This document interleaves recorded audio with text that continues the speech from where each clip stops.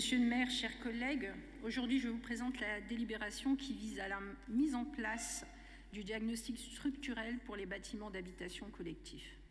Vous le savez, notre ville dotée d'un service communal d'hygiène et de santé est fortement engagée dans la prévention et la lutte contre l'habitat dégradé, contre l'habitat indigne.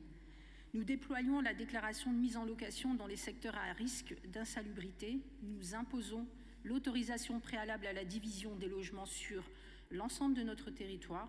La ville aussi, avec Estelle Rode, conduit également des interventions publiques lourdes de résorption de l'habitat dégradé dans le cadre du NPRU et le PMRCAD.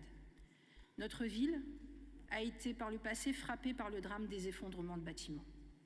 Le dernier drame en date fut celui de la rue Pierre-Mauroy en novembre 2022. À la suite de ces effondrements, notre service communal d'hygiène et de santé a dû faire face à une vague de signalements sans précédent sur la sécurité des bâtiments. Nous voyons bien le doublement des signalements en 2022 par rapport à 2021, où nous enregistrions 213 signalements contre 406 en 2022. Au 31 août 2025, nous sommes revenus à un nombre de signalements presque équivalent à l'année 2021. Au total, depuis 2020, 1658 signalements ont été traités par le service communal d'hygiène et de santé. Avec le nombre croissant des signalements, il y a eu de fait un nombre plus important d'arrêtés pris au titre des pouvoirs de police du maire. 577 arrêtés municipaux ont été signés depuis 2020.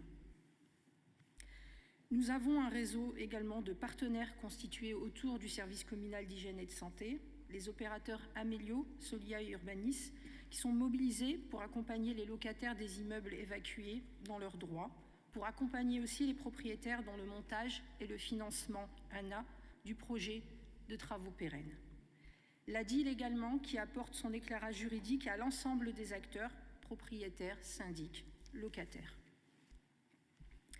À la suite de ces effondrements, Monsieur le maire l'a rappelé, Martine Aubry a sollicité par écrit le ministre du Logement, Patrice Vergrit, afin que la loi permette aux villes qui le souhaitent d'expérimenter un dispositif de contrôle structurel valable 10 ans à la charge des propriétaires. Et la loi Habitat dégradé du 9 avril 2024 et le décret arrêté ministériel du 12 et du 22 août 2025 viennent définir les modalités de mise en œuvre de ce diagnostic structurel obligatoire. La ville définit par délibération de son conseil municipal un périmètre où tout immeuble d'habitation collectif doit réaliser un diagnostic structurel à l'expiration d'un délai de 15 ans à compter de la réception des travaux de construction du bâtiment et au moins une fois tous les 10 ans. Peuvent entrer dans le périmètre les zones caractérisées par une proportion importante d'habitat dégradé, les zones présentant une concentration importante d'habitat ancien dans lesquels les bâtiments sont susceptibles de présenter des fragilités structurelles. Le périmètre est transmis à la MEL et au préfet pour annexion au PLU et au plan de sauvegarde et de mise en valeur. La ville notifie la délibération par lettre avec accusé-réception aux propriétaires ou syndics de copropriété concernés. Ces derniers disposent dès lors d'un délai de 18 mois pour produire le diagnostic réalisé par des professionnels ayant bien entendu compétence pour réaliser ce contrôle structurel. Les rues du périmètre que nous proposons d'expérimenter sont rue de la Monnaie, Grand Place de la rue Esquermoise à la rue de la Bourse, rue des Débris Saint-Étienne, rue Le Pelletier, rue Grande Chaussée, rue Pierre-Mauroy de la place du Théâtre à la rue du Sac-à-Rambaud, rue Léon Gambetta de la place de la République à la rue du Maire André, rue Pierre-le-Grand de la rue Bellevue à la rue du Jambon. Ce dispositif se veut être un dispositif de prévention et nous serons la première ville à en délibérer la mise en place.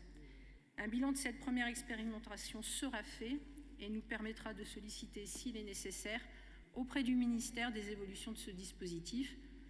Nous proposons donc au conseil municipal d'expérimenter le diagnostic structurel dans des secteurs où nous avons connu des effondrements et où notre connaissance du terrain nous amène à considérer l'intérêt d'imposer un diagnostic structurel aux propriétaires dont la responsabilité première, je le rappelle, est de veiller au bon état structurel et à la décence de leurs biens immobiliers. Je vous remercie.